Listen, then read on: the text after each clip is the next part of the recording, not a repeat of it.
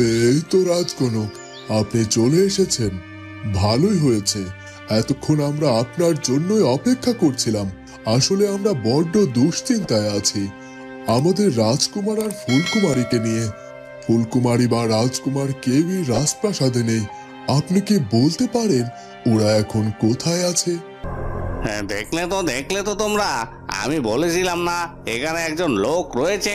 আর দেখো, সত্যি সত্যি সে বাইরে বেরিয়ে এসেছে। দাসী, তুই এসেছিস? সেই কখন থেকে আমি তোর জন্য অপেক্ষা করে যাচ্ছি। এতক্ষণে তোর আসার সময় হলো? না না না, এটা কিছুতেই হতে পারে না সাধু বাবা। আপনি তো আমাকে বলেছিলেন যে আমি নাকি আমার শক্তির মাধ্যমে ফুলকুমারীকে সুস্থ করতে পারবো। তাহলে কেন এ কথা বলছেন আপনি? আমার রাজকুমার বা ফুলকুমারী, ওদের কি কোনো খবর পাওয়া গিয়েছে? ওরা কি রাজপ্রাসাদে ফিরেছে? ওদের আবার কোনো ক্ষতি হয়নি তো? ওদিকে রাজকুমার চন্দ্র আর একটু দেরি না করে বেরিয়ে পড়ে সেই শুভ্র পদ্মফুল উদ্ধার করার জন্য। তাই তো সেই সাধু বাবার কথা মতো তার নির্দেশ করা পথ দিয়ে চলতে থাকে। সাধু বাবার কথা মতো মনে হচ্ছে আমি ঠিক পথে চলেছি। সে আমাকে বলেছে আমি এই পথ দিয়ে চলতে চলতে এক বিরাট গুহার দেখা পাবো।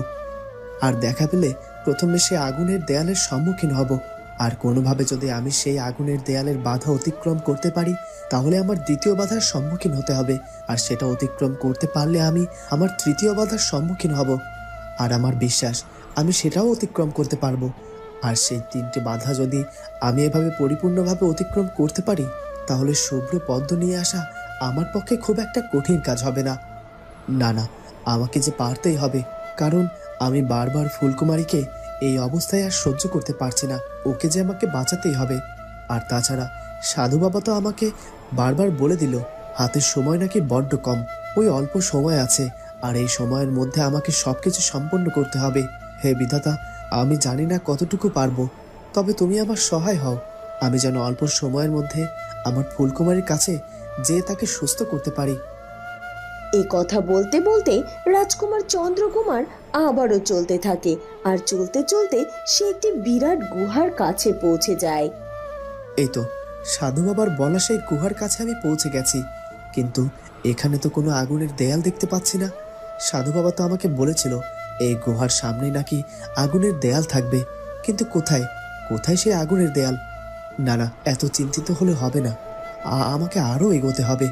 আমি যেহেতু সঠিক গুহার সামনে পৌঁছাতে পেরেছি, তাহলে সে আগুনের দেওয়াল আমি ঠিক খুঁজে পাবো। এরপর রাজকুমার সামনের দিকে এগিয়ে যেতে থাকে। আর তখনই গুহার সামনে একটি আগুনের দৃশ্যমান দেওয়াল সৃষ্টি হয়। আগুনের দেওয়ালটা এতটাই ভয়ঙ্কর ছিল যে রাজকুমার চন্দ্রকুমার সে আগুনের দেয়ালের উত্তাপ কিছুতেই যেন সহ্য করতে পারছিল না। ওদিকে ফুলকুমারীর অবস্থা ধীরে ধীরে যেন আরো বেশি দুর্বল হতে শুরু করে। তার গায়ের রং ফিকে হয়ে যেতে শুরু করে। কি সাধু বাবা, কি দেখছি? ফুলকুমারীর গায়ের রং এভাবে ধীরে ধীরে ফিকে হয়ে যেতে শুরু করেছে কেন? ওর শরীর কেন কেন এমন কালো বর্ণ ধারণ করতে শুরু করেছে? এর কারণ কি বলতে পারেন? ফুলপরি, তুমি বুঝতে পারছো না? ফুলকুমারীর উপর অশুভ কালো শক্তি এমন ভাবে ওকে কালো জাদু করেছে, খুব অল্প সময়ের মধ্যে ওর প্রাণ হরণ হতে পারে।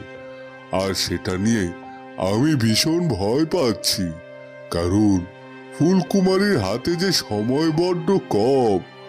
আর ওর এভাবে শরীরের রং কালচে হয়ে যাওয়ার কারণ ও ধীরে ধীরে মৃত্যুর দিকে এগিয়ে যাচ্ছে। আর যখন ওর শরীর পরিপূর্ণ কালো রং ধারণ করবে, তখন আর আমরা ওকে কোনোভাবেই বাঁচাতে পারবো না।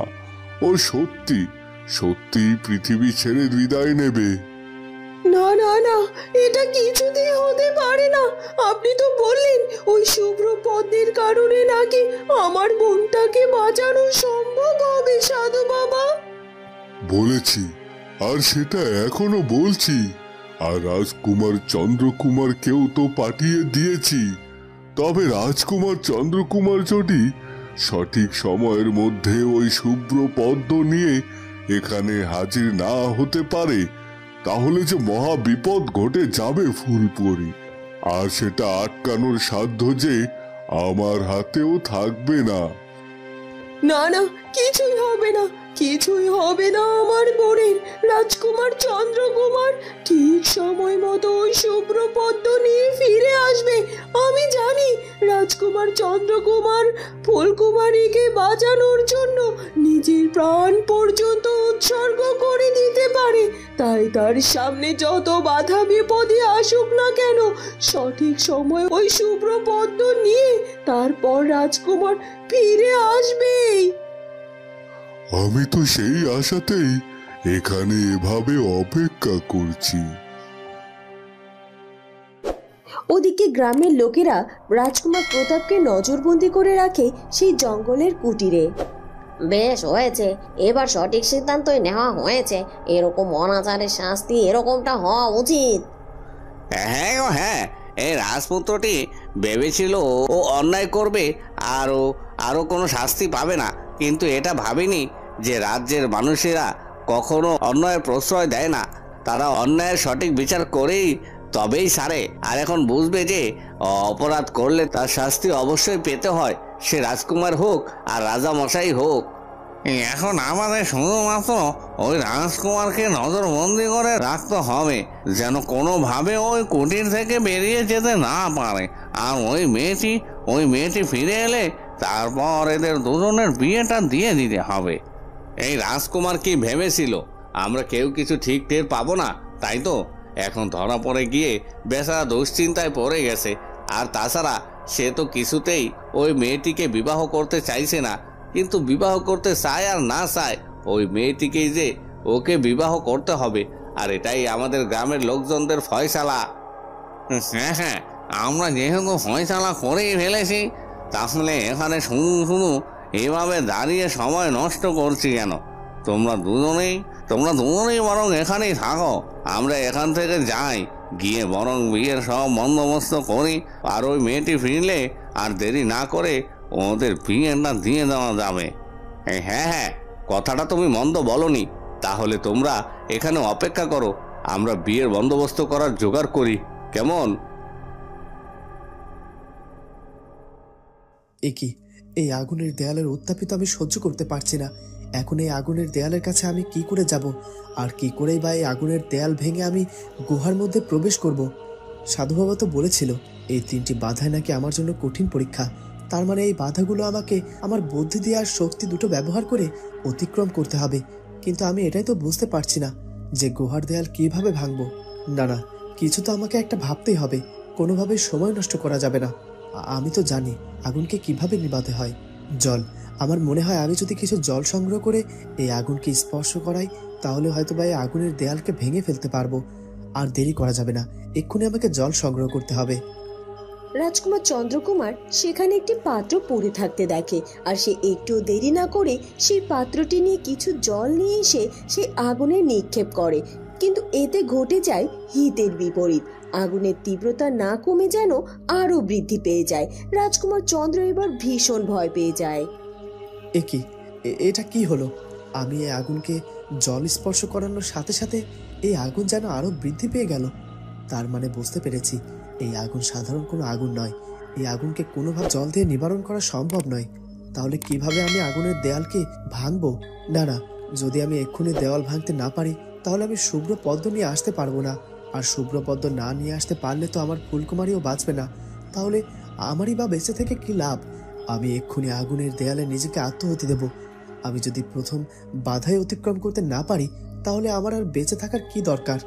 এ কথা বলে রাজকুমার চন্দ্রকুমার আর একটু দেরি না করে সে আগুনের দেয়ালের দিকে এগিয়ে যেতে থাকে। তখন সাথে সাথে সে আগুনের দেয়াল অদৃশ্য হয়ে যায় আর গুহার ভেতরে প্রবেশের পথ তৈরি হয়ে যায়। এই আগুনের দেয়ালটি তো অদৃশ্য হয়ে গেল, আর এই গুহার ভেতরে প্রবেশের রাস্তাও তৈরি হয়ে গেল। তার মানে কি আমি আমার প্রথম বাধায় অতিক্রম করতে পেরেছি? হ্যাঁ, বিধাতা অবশেষে আমার কথা রেখেছে, সে আমাকে সাহায্য করেছে। আর একটুও দেরি করব না, এক্ষুনি আমাকে গুহার ভেতরে এগিয়ে যেতে হবে, আর আমাকে খুব তাড়াতাড়ি আমার দ্বিতীয় বাধা অতিক্রম করতে হবে। এ কথা বলে রাজকুমার চন্দ্রকুমার এগিয়ে যেতে থাকে।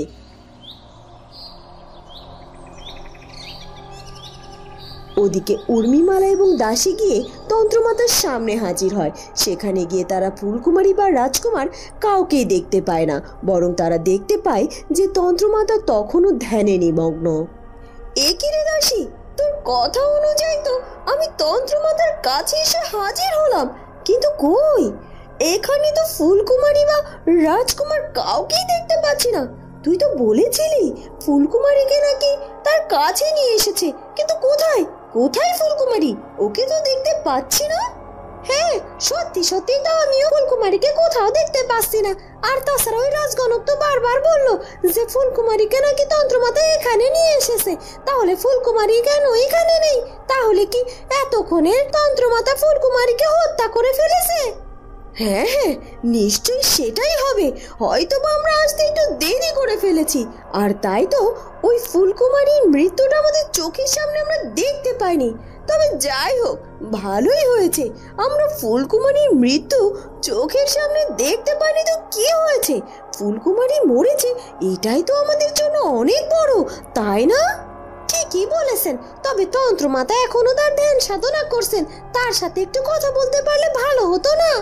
আরে, তার সাথে শুধুমাত্র কথাই বলবো না, আমি তো তার জন্য সাথে করে উপহারও নিয়ে এসেছি।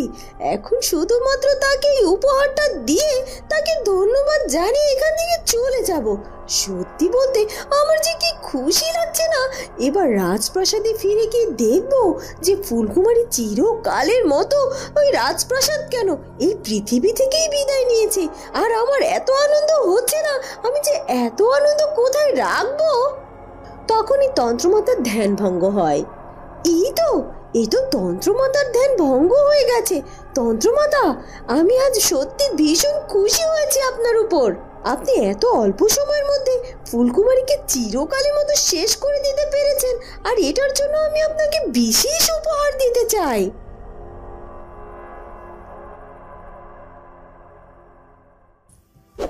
রানী, তুমি এতটা অস্থির হইও না, নিজেকে একটু স্থির করো। মহারাজ, কি করে নিজেকে স্থির করব বলতে পারেন? আমার রাজকুমার এত বড় বিপদের মধ্যে রয়েছে, জানি না এখন কি অবস্থায় আছে সে। তার জন্য যে আমার বড্ড চিন্তা হচ্ছে। যখন তখন ওর উপর যে কোনো বিপদ নেমে আসতে পারে। আর যেহেতু এখানে কালো জাদুর ব্যাপারটা উঠে এসেছে, তাতে করে যে কোনো সময় আমার রাজকুমারের উপর কালো জাদুর প্রভাব পড়তেই পারে। রানী, রাজকুমার বড় হয়েছে, ও একজন বীর, আর ওর প্রতি আমার আস্থা আছে। তুমি চিন্তা করো না, আমার রাজকুমারের কোনো ক্ষতি হবে না, ঠিক নিজের বিপদ সামলে নেবে। আর তাছাড়া সবাইকে কালো জাদু করাটা এতটা সহজ নয়। যদি সহজ নাই হয়ে থাকে, তাহলে ফুলকুমারীকে কেউ কি করে কালো জাদু করতে পারে সেটা আমাকে বলুন। যদি বলি এটা হয়েছে আমাদের ব্যর্থতার কারণে, আমাদের রাজপ্রাসাদে এখন এমন কিছু লোকজনের চলাচল আছে যেটা আমরা নিজেও জানি না। আমরা সঠিক নিরাপত্তায় আমাদের রাজপ্রাসাদকে রাখিনি। আর তাছাড়া কারোর ওপর কালো জাদু শক্তি প্রয়োগ করতে গেলে তার শরীরের কিছু অংশ প্রয়োজন হয়।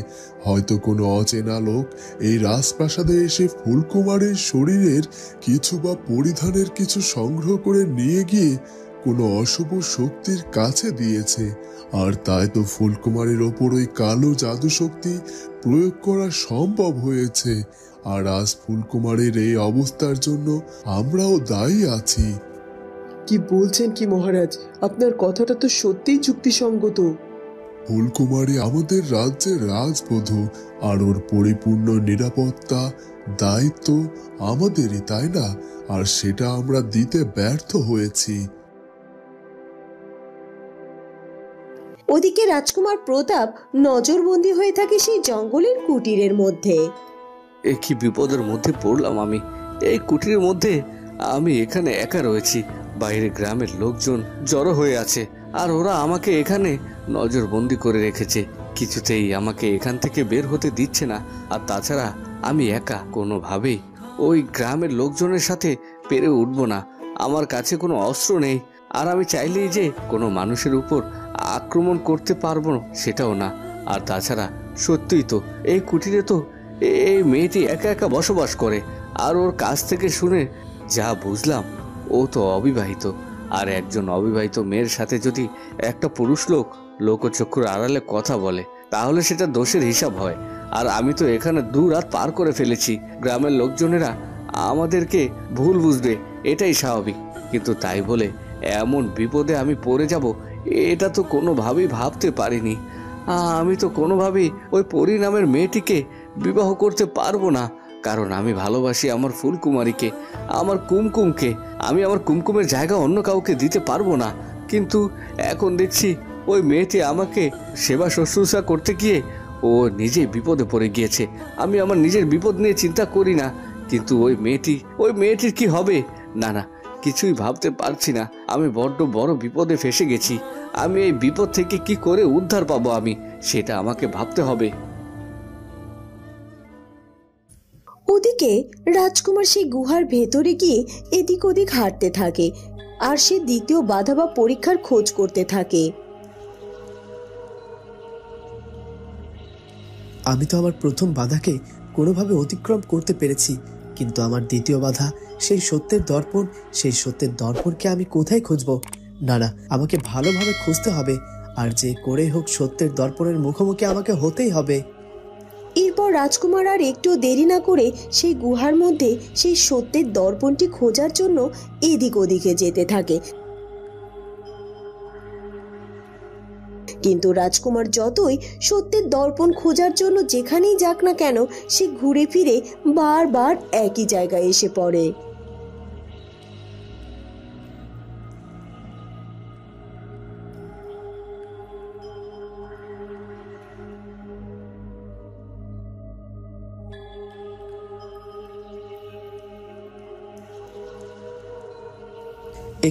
এটা কি হচ্ছে কি আমার সাথে?